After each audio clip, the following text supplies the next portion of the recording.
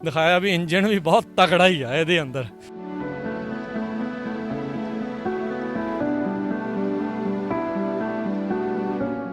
Punjabi radio USA ਦੇ ਸਾਰੇ ਦਰਸ਼ਕਾਂ ਨੂੰ ਇੱਕ ਵਾਰੀ ਫੇਰ ਜੀ ਆਇਆਂ ਨੂੰ ਸਵਾਗਤ ਹੈ। ਸਤਿ ਸ੍ਰੀ ਅਕਾਲ। ਐਡੀਆਂ ਉੱਚੀਆਂ ਉੱਚੀਆਂ ਕਮੈਲਾਂ ਦੇ ਵਿੱਚ ਜਿਹੜੇ ਉਹ ਆਪਾਂ ਇਸ ਟਾਈਮ ਹੈਗੇ ਆ, ਕੋਈ ਜਹਾਜ਼ ਨੂੰ ਇਹ ਗੱਲ ਨਹੀਂ ਹੈਗੀ, ਇੰਨੀ ਜ਼ਿਆਦਾ ਇਸ ਦੇ ਵਿੱਚ ਸੈਂਸਰ ਤੇ ਹੁਣ ਸਾਰਾ ਕੁਛ ਆ। ਸੋ ਟੈਕਨੋਲੋਜੀ ਇੰਨੀ ਕੁ ਜ਼ਿਆਦਾ ਚੇਂਜ ਜਿਹੜੀ ਉਹ ਹੋਈ ਜਾ ਰਹੀ ਹੈਗੀ ਆ। ਸੋ ਫੀਲਿੰਗ ਆਪਾਂ ਜਿਹੜੀ ਇਸ ਦੇ ਵਿੱਚ ਬੈਠ ਕੇ ਪੂਰੀ ਜਿਹੜੀ ਉਹ ਲੈ ਰਹੇ ਹਾਂ। ਸੋ ਨਿਆਣੇ ਵੀ ਆ ਕੇ ਚੜ੍ਹ ਕੇ ਦੇਖ ਕੇ ਇਸ ਦੇ ਵਿੱਚ ਫੋਟੋਆਂ ਜਿਹੜੀਆਂ ਖਿਚਾਉਣਾ ਵੀ ਜਿਹੜਾ ਉਹ ਚਾਹੁੰਦੇ ਨੇ।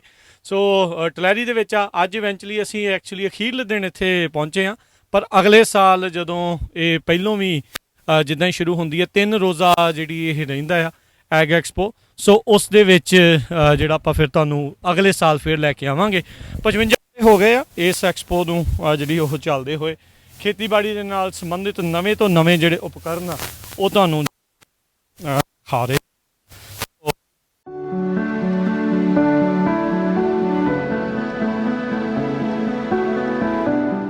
ਕੰਬਾਈਨਾਂ ਤੇ ਕੱਢੀਆਂ ਤਗੜੀਆਂ ਚੀਜ਼ਾਂ, ਹਾਰਵੈਸਟਰਸ, ਇਹ ਸਾਰਾ ਕੁਛ ਜਿਹੜਾ ਉਹ ਦੇਖਣ ਨੂੰ ਮਿਲ ਰਿਹਾ ਆ। ਦਾ ਝਾੜ ਕਰਨਾ ਹੋਵੇ ਚਾਹੇ ਕੋਈ ਹੋਰ ਚੀਜ਼ਾਂ ਦਾ। ਸੋ ਐਡੀ ਚੌੜੀ ਜਿਹੜੀ ਇਹ ਕੰਬਾਈਨ ਆ, ਲੱਗਦਾ ਘੱਟੋ ਘੱਟ 20 ਫੁੱਟ ਚੌੜੀ ਤਾਂ ਜਿਹੜੀ ਇਹ ਜ਼ਰੂਰ ਹੋਊਗੀ। ਪਰ ਇੱਦਾਂ ਨਾ ਵੀ ਫਿਰ ਸੈਂਕੜੇ ਹੀ ਏਕੜ ਦੀ ਖੇਤੀ, ਹਜ਼ਾਰਾਂ ਹੀ ਏਕੜ ਦੀ ਖੇਤੀ ਫਿਰ ਅਜਿਹੀਆਂ ਦੇ ਨਾਲ ਹੁੰਦੀ ਆ। ਸੋ ਤੁਸੀਂ ਦੇਖੋ ਵੀ ਉਹਨਾਂ ਨੇ ਦਿਖਾਇਆ ਵੀ ਇੰਜਣ ਵੀ ਬਹੁਤ ਤਕੜਾ ਹੀ ਆ ਇਹਦੇ ਅੰਦਰ। ਕਮਾਲ ਦੀਆਂ ਜਿਹੜੀਆਂ ਚੀਜ਼ਾਂ ਆ, ਨਿਆਣਿਆਂ ਨੂੰ ਵੀ ਬਹੁਤ ਚਾਅ ਆ।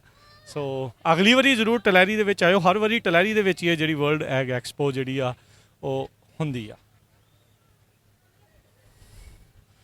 ਨਿਆਣਿਆਂ ਨੂੰ ਬਹੁਤ ਚਾਅ ਆ। ਕੈਲੀਫੋਰਨੀਆ ਦੇ ਜਿਹੜੇ ਫਿਰ ਆਪਾਂ ਐਗਰੀਕਲਚਰ ਦੇ ਇਸ ਟਾਈਮ ਹੈ ਬਿਲਕੁਲ ਸੈਂਟਰ ਦੇ ਵਿੱਚ ਖੜ੍ਹੇ ਆ।